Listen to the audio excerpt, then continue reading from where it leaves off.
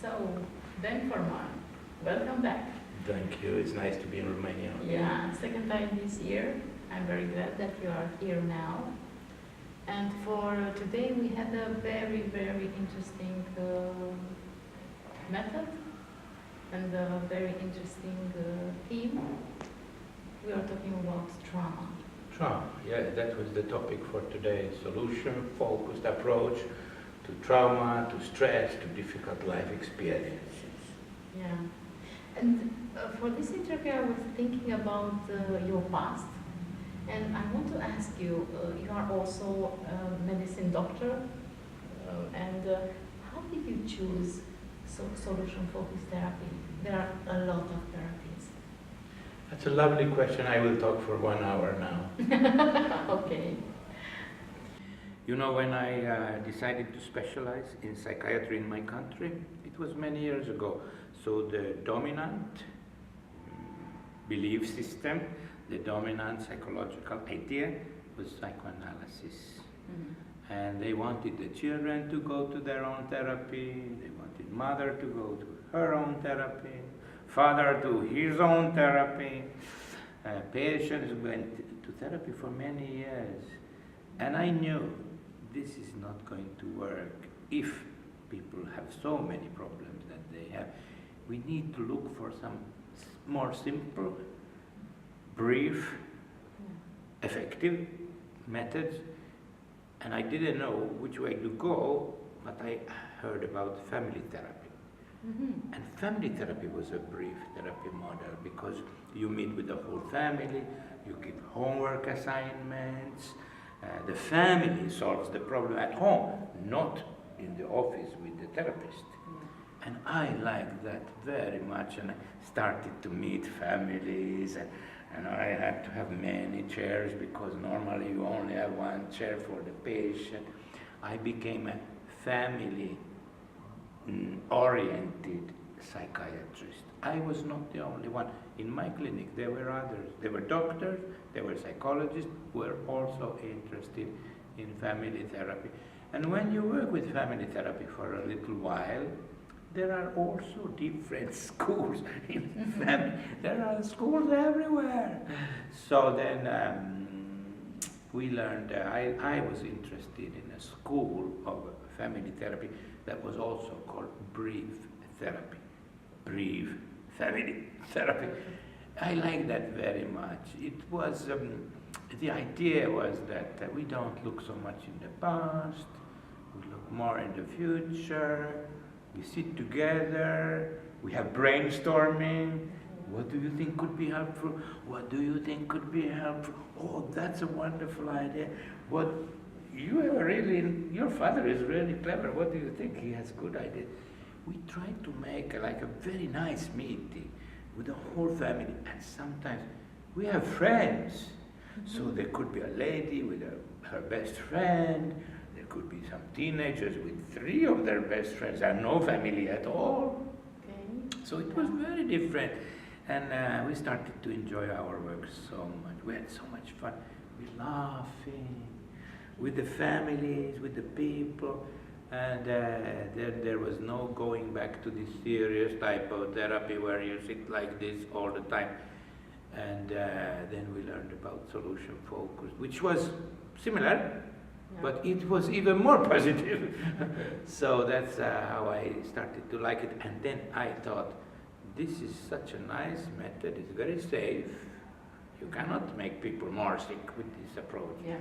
So I thought, if I teach other people, this is a good method to teach other people because it's very safe, so they don't make, things worse for people. Okay. So is this method, solution focus method of therapy? Yeah. It can be used only for specialists, or psychologists, psychiatrists, or any other people. When the solution-focused method, solution-focused family therapy, brief therapy method was developed, the people who developed it were mostly social workers and psychologists. Mm-hmm. They were officially therapists in America. And then when it started to spread in the world, so other professionals joined. Then there were some doctors, not so many doctors. I am one of them, and there are a few others who have been very interested in this approach, and I think in the future there will be more, because somehow solution-focused ideas fit with how doctors think. So in the recent years, we have started to stop, can you say started to stop talking about therapy. And we say solution-focused method, or solution-focused thinking, or solution-focused approach. Why? Because this is something that many people can use, not only therapists. It can be used by medical doctors, of course, physiotherapists, speech and language therapists. It can be used by teachers in the school. Teachers can use solution-focused conversation style of asking questions. Coaches in workplaces, there are coaches, business coaches and life coaches. Coaches can use this method. And kindergarten teachers, we have to change it a little bit so it fits with the children.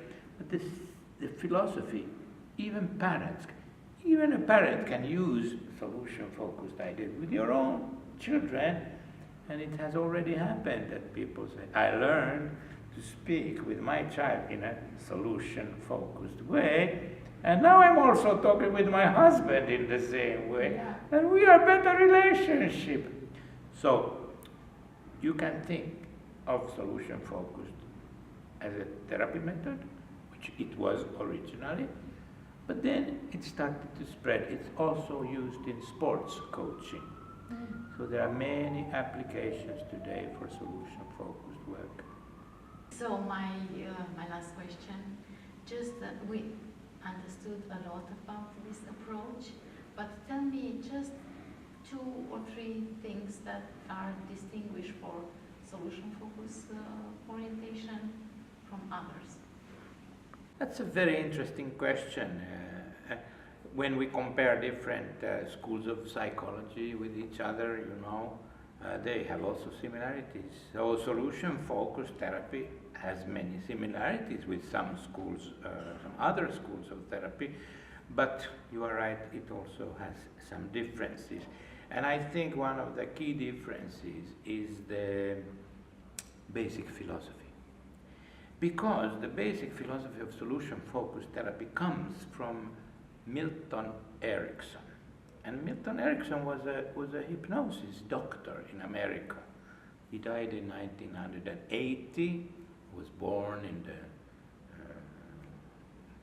the early century. And he was a very special psychiatrist. And he used to say, I think he said it many times, he said, the patient knows the solution to his problem. He only doesn't know that he knows it.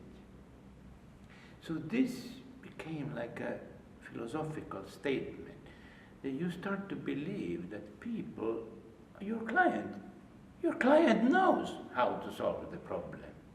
But he doesn't know that he knows, because he's stuck. Like, he's anxious, and he's angry, or he's disappointed, or he's tired, or something. His mind doesn't work. He cannot access his own ideas and resources. So then the whole solution-focused method is based on this idea that you ask good questions, and you empower, you ask so good questions that the client starts to feel a little bit stronger, start to laugh a little bit, start to feel good about himself, start to feel good about his mother, start to feel good about her husband, and you create a positive atmosphere in the conversation. It's just like a good conversation. People start to relax. They start to feel a little bit happy. And when they become happy and they relax, it's true what Milton Erickson said. They are starting to tell you, they are telling you what could be a good solution to their problem. So I think that's the biggest difference to some of the other approaches, that you actually believe that the client has more ideas than they are aware of, and then with good questions you mobilize, you activate that part of the brain which is kind of, out of the operation, and then the ideas start to come. And that's why we work together with the family, with friends, with people, because it's not only your ideas, sometimes it's the ideas of the people around you that can be very helpful to you. So thank you for this time, for this interview. Thank you for being here once more in Bucharest. And we hope that we will see you on next year. People are already asking me when will be your next training or workshop. So we hope we will have you next year, maybe on retheming the subject, or we will find something. Thank you, and thank you for your good questions. Thank you so much.